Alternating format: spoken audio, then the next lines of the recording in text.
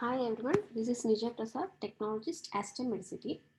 I am here to take a presentation on the topic City Urogram. So let's get started. First, let's have a look at the anatomy of the urinary system. The anatomy basically consists of four sections, which are kidneys, a ureter, urinary bladder, and the urethra. Let's see the details one by one. Kidneys. Bean-shaped retropectoral structure located in between T12 and L3 level. It lies in the side of the spine, either side of the spine. That's all about kidney. Then next about ureters. Ureters are a narrow bilateral thin tubular structures that connects the kidneys to the urinary bladder. It transports the urine from the kidney to the bladder. Third one is urinary bladder. It's a triangle-shaped hollow muscular organ, lies in the pelvic cavity. It's also called as reservoir of urine. Its capacity is 300 to 600 ml. The last section of the anatomy is urethra. Urethra is an epithelialized tube for the passage of urine and semen. It extends from the distal bladder neck to the meatus. The male urethra is larger than the female urethra. Next, let's have a look at the vascular supply of the urinary system. Kidneys have an extensive blood supply via the renal arteries, which leaves the kidneys via the renal vein. The urinary bladder. About the urinary bladder, arterial supply by the superior vesical branch of the internal iliac artery in males from the inferior vesical artery and in females by the vaginal artery. Venous drainage is achieved by the vesical venous plexus, which empties into the internal iliac veins. Ureters. Ureters are divided to two: upper abdominal ureter and the pelvic and distal ureter. The abdominal ureter, the renal or the gonadal artery, the abdominal aorta, and the common iliac artery. In pelvic and distal ureters, from the vesical and the uterine arteries. The venous drainage, the internal, external, and the common iliac veins. About the urethra. Male urethra, the arterial supply of the male urethra includes the posterior branches of the inferior vesicle and the middle rectal arteries. Veins of the urethra, such as dorsal veins of the penis and pudendal veins, drain into the prostate venous plexus. In female urethra, the arterial supply is superior vesical artery and the vaginal artery. Venous drainage through vesical venous plexus into the internal pudendal vein. That's all about vascular supply. Now let's see the indications and the contraindications for the procedure. Indications.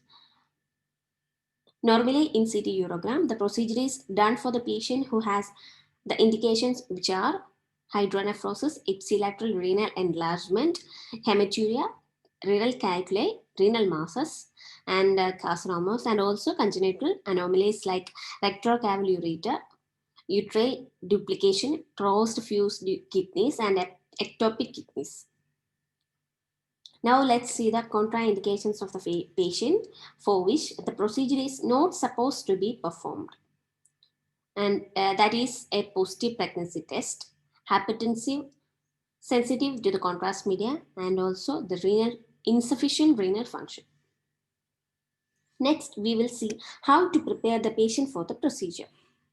NPO for 4 to 6 hours, that is fasting for 4 to 6 hours. Properly hydration for patient and full bladder. We need full bladder for this procedure. Next one is RFT and USG. RFT, the renal function test reports. We need that report, and also USG, ultrasound. Next, about consent. The reason why we take consent from the patient is that to make sure that we have explained the full procedure details and thereby stating we are not responsible for the after effects. Next, we should take the history regarding the recent exams. Check for allergic history, the contrast media, remove the metals, and give the patient a hospital gown. And also we need 20 G cannula.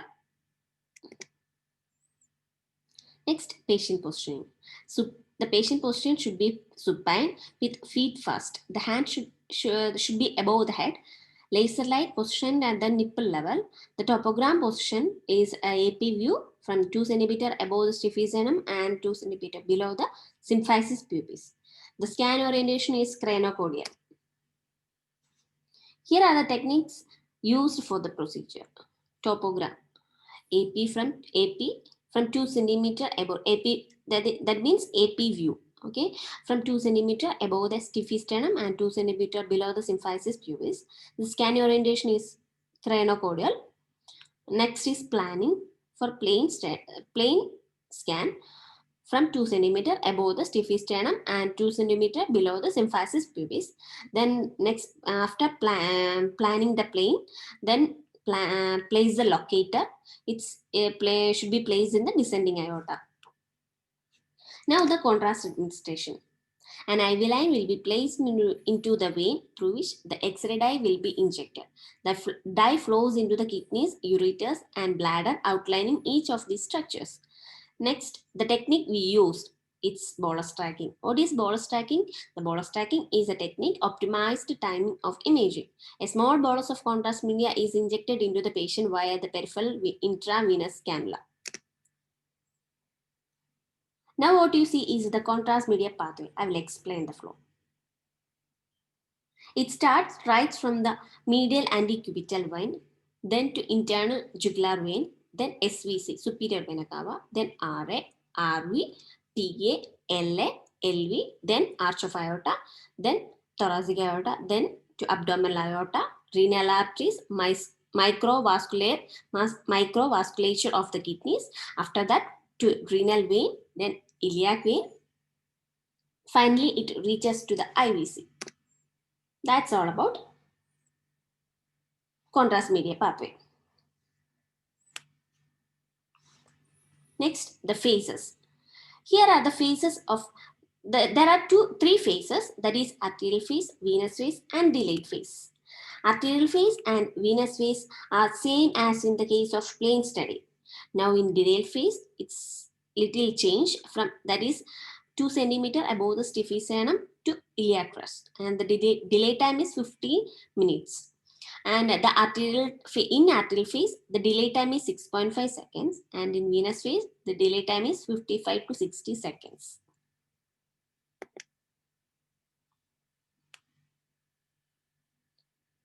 Last but not least, patient aftercare. Ensure that the patient does not have any discomfort after the scan.